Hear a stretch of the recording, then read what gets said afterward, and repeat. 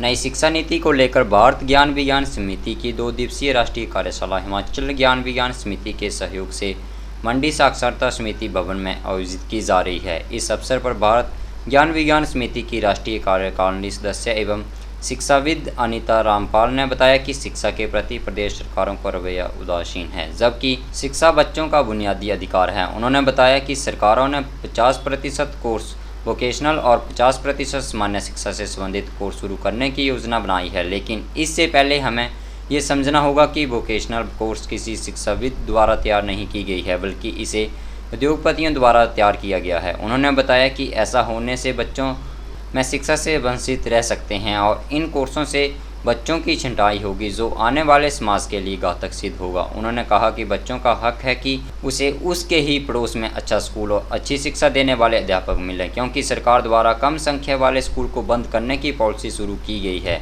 उन्होंने बताया कि शिक्षा बच्चों के अनुभव, यहाँ की सांस्कृतिक, सामाजिक व ऐतिहासिक सोच की उजागर करती है। जैसे सेंट्रल स्कूल में है और स्कूलों में है, वो भी सरकारी स्कूल है, तो हम वैसे टीचर्स, वैसी गुणवत्ता अगर हर बच्चे को नहीं देंगे तो हम ये नहीं कह सकते कि बच्चे की जिम्मेदारी है कि बच्चे फेल हुए। वो शिक्षाविद ये कहते हैं, प्रोफेसर यशपाल कहते हैं कि हमने पुश आउट किया उनको, वो ड्रॉप आउट नहीं हुए। आज भी मिनिस्ट्री के डेटा हमको बता रहा है कि 35 लाख बच्चे 10वीं से ही पुश आउट हो जाते हैं, पास नहीं कर पाते। तो कौन जिम्मेदार है? वो बच्चे जिम्मेदार है या हम जिम्मेदार हैं? सवाल ये।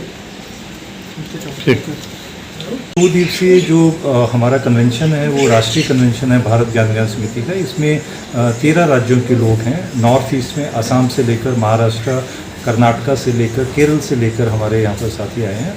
47 साथी हैं और पिछले 3 सालों में हमने जो काम किया है, शिक्षा पे जो काम किया है, मानसिक स्वास्थ्य पे काम किया है, 1 लाख वॉलंटियर के माध्यम से हमने कोविड के दौरान काम किया था, आजीविका पे हमारा काम है और उसके अलावा समता और युवाओं में जो काम है उसका विश्लेषण करने के लिए और अगले 2 सालों के लिए हमारी जो रणनीति उसको बनाने के लिए हम यहाँ पर एकत्रित हुए हैं। 2 दिनों की कार्यशाला है और इसमें हम बातचीत करेंगे और इसके साथ साथ जो हिमाचल ज्ञान विज्ञान समिति के 9 जिलों से जो हमारे कार्यकर्ता हैं वो भी यहाँ आए हैं, जो हिमाचल में जो हमारा काम है उसको रिव्यू करने के लिए और आगे प्लान करने के लिए।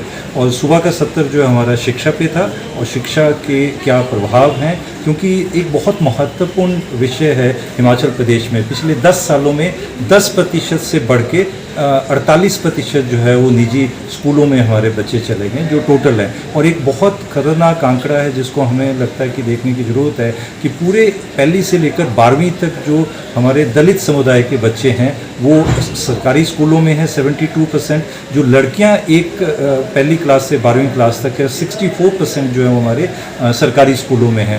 जो निजीकरण जो बढ़ रहा है उस पर क्या चुनौतियाँ हैं और आगे हम कैसे काम करेंगे उस पर भी इसमें चर्चा की जाएगी।